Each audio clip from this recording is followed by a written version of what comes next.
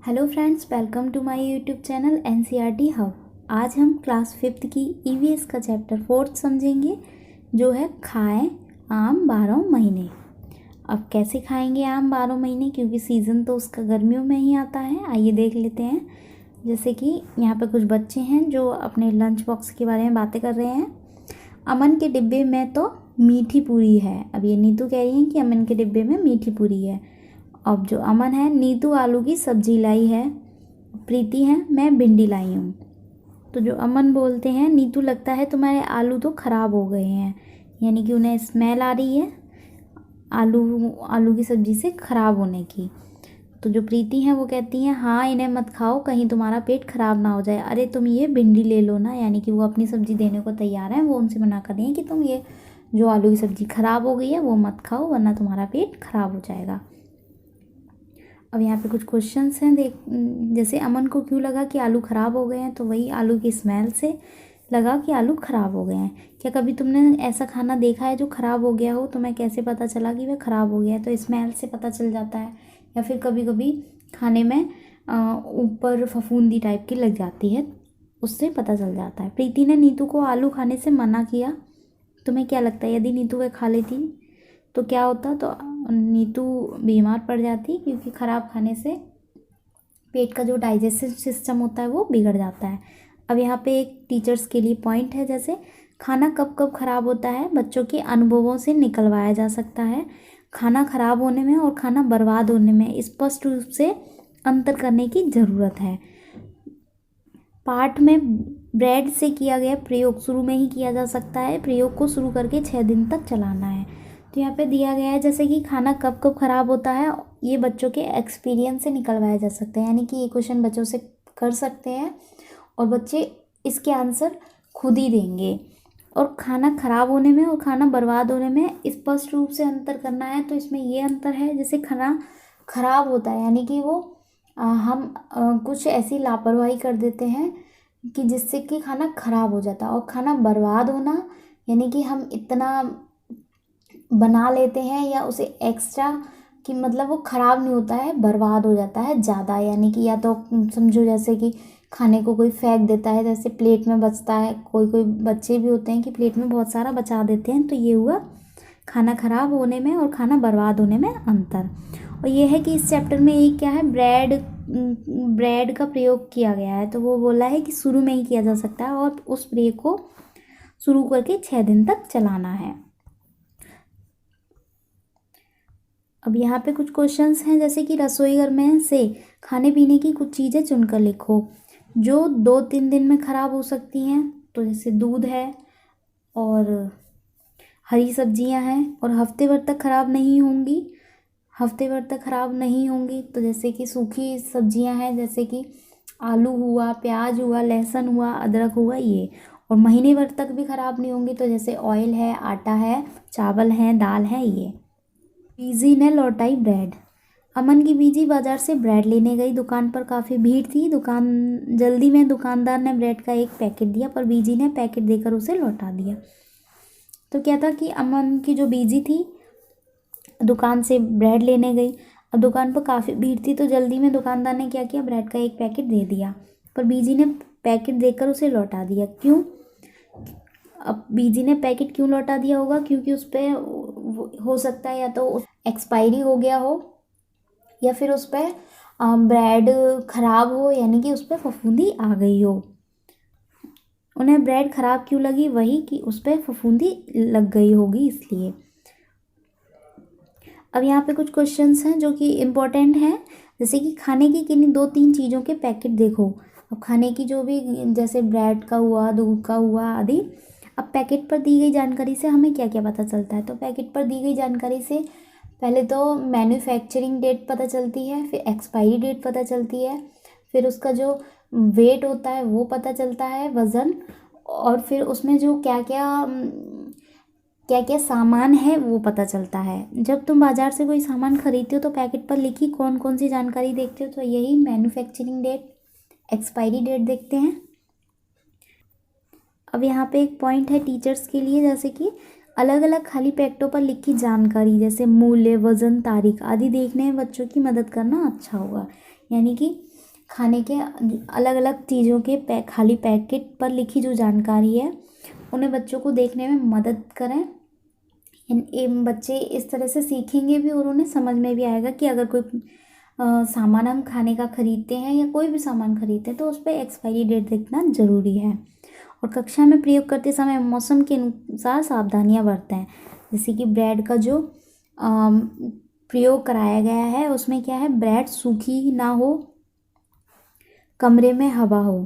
तालिका को चार्ट पर बनाकर कक्षा में लगाओ एवं ब्रेड से रोज भर पाएँ। तो यानी कि ब्रेड का जो एक्सपेरिमेंट बच्चों से करवा रहे हैं उसके लिए एक चार्ट भी बनवाएं और कक्षा में लगवाएं, जो कि बच्चे रोज़ उसको फिल करेंगे और देखेंगे, जिससे कि उन्हें ज़्यादा समझ में आएगा। अब क्या है यहाँ पे, जैसे कि खाना कैसे होता है खराब। अब कुछ प्रयोग है, आप पूरी कक्षा मिलकर यह प्रयोग करें। रोटी या ब्रेड के एक टुकड़े पर पानी की कुछ बूंदें डालकर एक डिब्बे में बंद कर दो। यानी कि रोटी लो या फिर ब्रेड का टुकड़ा लो, कुछ भी, उसमें पानी की कुछ बूंदें डालकर एक डिब्बे में बंद कर दो उसको। कुछ दिन तक ब्रेड को रोज़ देखो, यानी कि कुछ दिन तक उस ब्रेड को रोज़ देखो। जब तक तुम्हें ब्रेड पर कुछ बदलाव ना दिखे, दी गई तालिका को चार्ट पर बनाओ और पूरी कक्षा में चर्चा करने के बाद उसे रोज़ भरो। यानी कि उस ब्रेड को जब तक देखो जब तक उसमें कुछ चेंजेस ना आए। तो कुछ ही दिनों में क्या, 2 या तीसरे दिन ही क्या होता है, उस पर हरी हरी फफूंदी आने लगती है, जैसे कि ये चित्र में दिखाई गई है। अब ये ब्रेड में क्या बदलाव होते हैं, यहाँ पे एक चार्ट दिया गया है जो कि बच्चों को क्लास में भरना है। अब यहाँ पे कुछ क्वेश्चंस हैं, जैसे कि पता करो इस बदलाव का क्या कारण हो सकता है, ब्रेड पर फफूंदी कहाँ से आई होगी। तो इस बदलाव का कारण क्या है, इस बदलाव का कारण है हवा। जो हवा चलती है उसमें क्या है, फफूंदी की जो बैक्टीरिया होते हैं वो आते हैं, तो वो हवा में होते हैं, जिससे कि वो ब्रेड में आ जाते हैं और वो उसको ख़राब कर देते हैं, किसी भी चीज़ को। अलग अलग खाना कई तरह से ख़राब हो सकता है। कुछ खाना जल्दी ख़राब होता है तो कुछ देर में। खाना किन कारणों से और किन स्थितियों में जल्दी ख़राब हो सकता है उसकी सूची बनाओ। तो कुछ खाना ऐसा होता है जो जल्दी ख़राब होता है और कुछ खाना ऐसा होता है जो देर से ख़राब होता है। जैसे कि अभी ऊपर बताया था, दूध दही है जो 1-2 दिन चलेगा, और हरी सब्जियां हैं ये भी 1-2 दिन चलेगा, और 3-4 दिन तक यानी कि हफ्ते भर तक चल सकता है। वो है आलू हो गए, प्याज हो गए, ऐसी चीज़ें। तो ऐसा ही है। अब है किन स्थितियों में जल्दी सब्जी खराब हो सकती है, जैसे कि दूध को अगर ढंग से उबाला नहीं है तो खराब हो सकता है, या दही को ज़्यादा दिन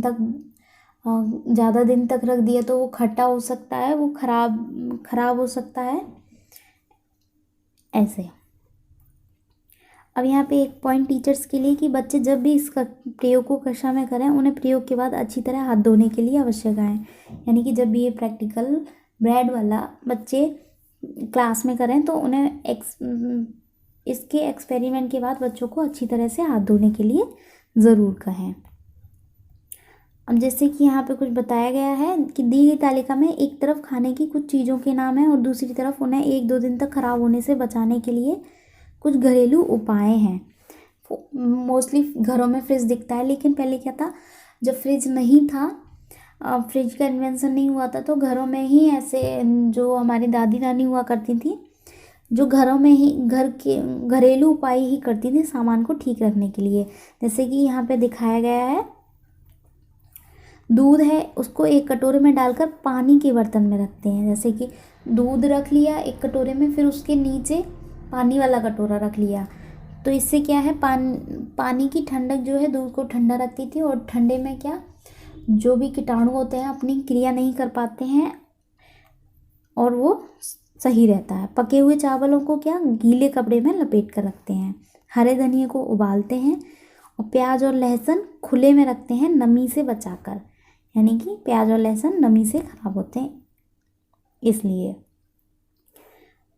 अब आगे एक स्टोरी टाइप दी गई है, जैसे कि चिट्टी बाबू और चिन्ना बाबू ने बनाया मामिड्डी तांड्रा। अब क्या है ये मामिड्डी तांड्रा, आइए देखते हैं। चिट्टी बाबू और चिन्ना बाबू आंध्र प्रदेश के आत्रेयपुरम गांव में रहते हैं। अब चिट्टी बाबू और चिन्ना बाबू दो भाई हैं, वो आंध्र प्रदेश के आत्रेयपुरम गांव में रहते हैं। छुट्टियों में उन्हें आम के बाग में खेलना बहुत पसंद है। अब छुट्टियों में उन्हें क्या, आम के बाग होते हैं जो, उन्हें उसमें खेलना बहुत पसंद है। जब पेड़ आम से लदे होते हैं, उन्हें कच्चे आम को काट कर नमक मिर्च लगाकर खाना भी बहुत पसंद है। जब जब आमों का सीज़न होता है, आम पेड़ पर लदे होते हैं, तो क्या करते हैं, वो कच्चे आम को काट कर नमक मिर्च लगाकर खाते हैं, जो कि उन्हें बहुत पसंद है। उन्हें घर पर उनकी अम्मा कच्चे आम को अलग अलग तरह से पकाती हैं। तो उनके घर पर उनकी अम्मा यानी कि उनकी मम्मी कच्चे आमों को अलग अलग तरह से पकाती हैं। वे आम का अचार भी 3-4 तरीके से बनाती हैं। अब जो आम का अचार होता है वो भी वो क्या करती हैं, 3-4 तरीके से बनाती हैं। कोई मीठा बना लिया, कोई खट्टा बना लिया, कोई खट्टा मीठा दोनों बना लिए, इस टाइप से। आम का यह अचार साल भर तक चलता है, अगले मौसम के आम आने तक। अब जो आम का यह अचार होता है वो क्या है, जल्दी ख़राब नहीं होता है। वो कब तक, 1 साल तक लगभग चल जाता है, जब तक कि दूसरे आम का दूसरा मौसम नहीं आ जाता तब तक। एक दिन शाम को खाना खाते समय चिन्ना बाबू ने कहा, अम्मा इतने सारे आम पके रखे हैं, उनका मामेडी तांड्रा बनाओ ना। अब जो आंध्र प्रदेश में आम पापड़ को क्या क्या कहते हैं, मामेडी तांड्रा। अब एक दिन खाते खाते चिन्ना बाबू ने क्या कहा कि अम्मा इतने सारे, यानी कि मम्मी इतने सारे पके आम रखे हैं, उनका आम पापड़ बनाओ ना। फिर उनके अप्पा ने कहा, ये तो 4 हफ्तों का मेहनत वाला काम है, यानी कि इसे बनाने में बहुत मेहनत लगती है और कम से कम 4 हफ्ते चाहिए। अगर तुम दोनों भी मदद करोगे तो ही हम सब मिलकर मामेडी तांडा बनाएंगे। यानी कि तुम दोनों अगर मदद करोगे, क्योंकि इसमें मेहनत भी बहुत लगती है और टाइम भी बहुत लगता है। अगर तुम मेहनत करोगे, अगर तुम मदद करोगे तभी हम सब मिलकर ये आम पापड़ बना सकते हैं। तो क्या भाइयों ने मदद के लिए जल्दी ही हामी भर दी, यानी कि दोनों ने झट से बोल दिया कि हाँ, हम हेल्प करेंगे, मदद करेंगे। अगले दिन सुबह दोनों भाई अपने अप्पा के साथ बाज़ार गए। यानी कि अगले दिन सुबह ही दोनों भाई, चिन्ना बाबू और चिट्टी बाबू, अपने अप्पा यानी कि पिताजी के साथ बाज़ार चले गए। वहाँ से चटाई, कैजुरीना पेड़ के डंडे, नारियल से बनी रस्सी, गुड़ और चीनी खरीद कर लाए। अब वहाँ से चटाई, कैजुरीना पेड़ के डंडे ये बाज़ार से लाए थे। नारियल से बनी रस्सी, गुड़ और चीनी खरीद कर वो बाज़ार से ले आए। अब यहाँ पे कुछ पिक्चर दिए गए हैं, जैसे कि इनमें सब, यहाँ पे ये चिट्टी बाबू और चिन्ना बाबू पेड़ से लटक रहे हैं और यहाँ पे वो अपने पिताजी के साथ बाज़ार से आए हैं आम पापड़ का सामान लेके। यहाँ पे वो आम का रस निकाल रहे हैं और यहाँ पे ये आम पापड़ बना रहे हैं और यहाँ पे ये मज़े से आम पापड़ खा रहे हैं। अम्मा ने आंगन में एक कोना ढूंढा जहाँ दिन भर अच्छी धूप आती हो। तो उनकी मम्मी ने किया, आंगन में एक ऐसा कोना ढूंढा, यानी कि ऐसी जगह पर उन्होंने ऐसी जगह देखी आंगन में, जैसे कि जहाँ पे दिन भर अच्छी धूप आती हो। यहाँ दोनों भाइयों ने डंडों से एक ऊंचा मचान बनाया। अब यहाँ दोनों भाइयों ने क्या किया, डंडों की सहायता से एक ऊंचा मचान, यानी कि थोड़ी ऊंचाई पर एक चटाई बांध दी उन्होंने उस मचान पर। यानी कि दोनों डंडों की सहायता से पहले चारों तरफ डंडे लगा लिए, फिर उस पर रस्सी की सहायता से क्या, चटाई बांध दी उस पर। अगले दिन अप्पा ने सबसे ज़्यादा पके हुए आम अलग छाटे। तो अगले दिन क्या, उनके पिताजी ने क्या किया, सबसे ज़्यादा पके, यानी कि जो आम सबसे ज़्यादा पके थे उन आमों को क्या, अलग छाट लिया। सभी ने मिलकर आम का गूदा निकाला। फिर एक बड़े से बर्तन पर पतले सूती कपड़े से आम के रस को छान। अब जब उन्होंने सबसे ज़्यादा पके आम अलग कर लिए तो सभी ने मिलकर आम का गूदा निकाल लिया। फिर एक बड़े बर्तन में पतले सूती कपड़े में, अब जो बड़े से बर्तन में एक पतला सूती सा कपड़ा लिया, फिर उसमें कपड़े में क्या किया, आम के रस को छान लिया। अब क्यों छान लिया, क्योंकि गूदे में जो आम के रेसे ना रहें, जो यानी कि जो पल्प था, जो गूदा था उसका आम का, उसमें आम के बिल्कुल भी रेसे ना रहें। चिट्टी बाबू ने गुड़ को अच्छे से तोड़ा ताकि उसमें बिल्कुल गांठ ना रहे। अब जो चिट्टी बाबू था उसने गुड़ को अच्छे से तोड़ लिया कि उसमें बिल्कुल भी गांठ ना रह जाए या कोई भी ऐसा टुकड़ा ना रहे जो साबुत हो। फिर उन्होंने आम के रस में बराबर मात्रा में गुड़ और चीनी डाली। फिर आम के रस में बराबर मात्रा में गुड़ भी डाला और जो पिसा हुआ था, और चीनी भी डाल दी। चिन्ना बाबू ने उसे बड़े चम्मच से खूब अच्छी तरह मिलाया। अब चिन्ना बाबू ने उसे बहुत अच्छे से मिलाया बड़ी सी चम्मच से। अम्मा ने इस मीठे गूदे की एक पतली सी परत चटाई पर फैला दी।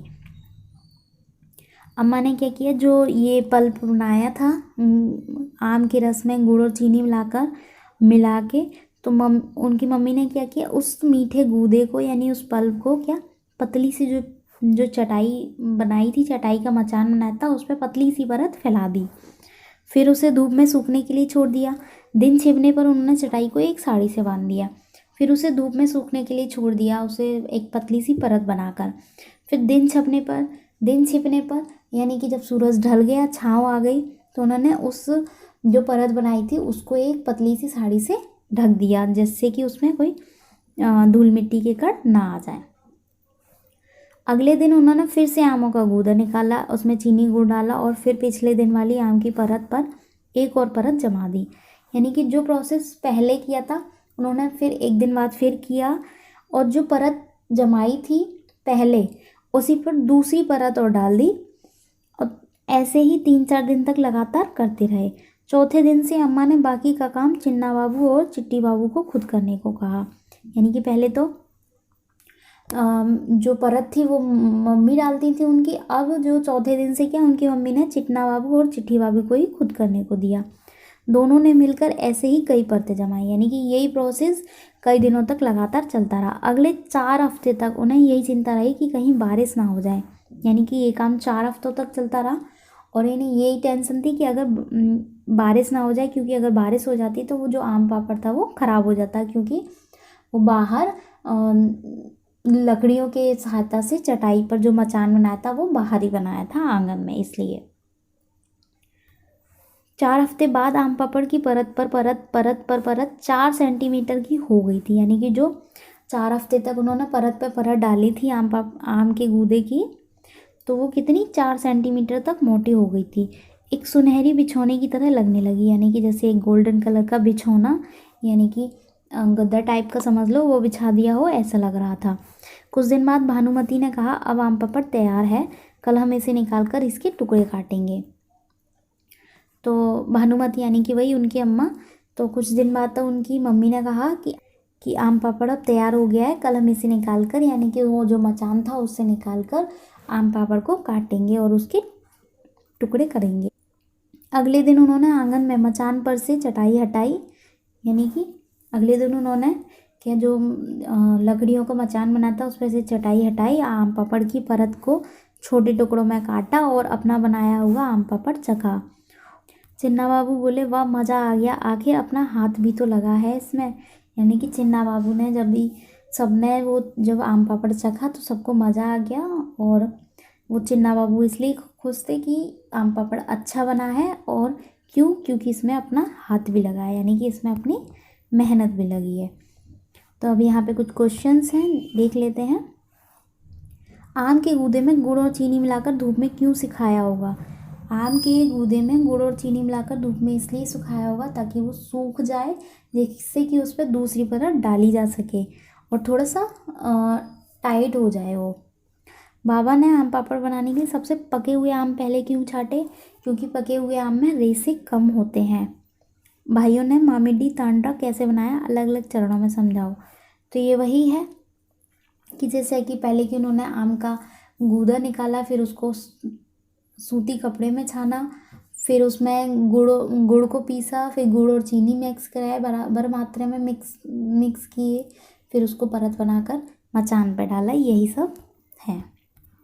हम क्या समझे? शीशियों में अचार रखने से पहले शीशियों को धूप में सुखाया जाता है, क्यों? अगर किसी शीशी में थोड़ा पानी रह जाए तो क्या होगा?